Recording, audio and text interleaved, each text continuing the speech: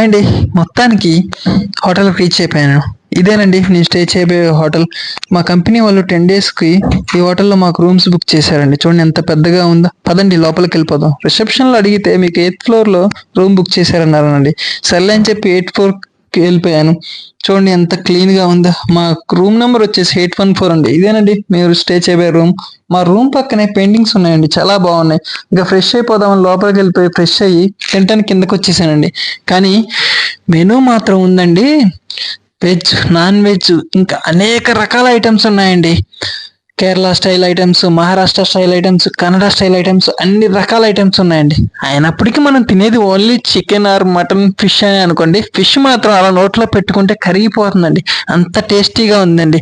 మొత్తం తినేసాను. కానీ ఏదో వెలితి అదేంటంటే స్వీట్ తినపోతే ఎలా అని చెప్పి ఇక మొత్తం స్వీట్ ఐటమ్స్ ఎక్కడ ఉన్నాయని ఎత్తుక్కొని అక్కడికి వెళ్ళిపోయానండి.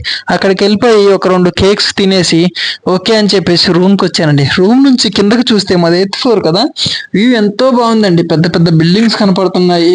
కానీ బెంగళూరుని గ్రీన్ సిటీ అంట అని ఎందుకంటారు ఇవాళ తెలిసిందండి.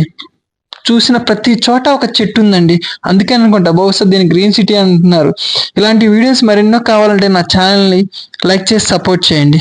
థ్యాంక్ యూ అండి.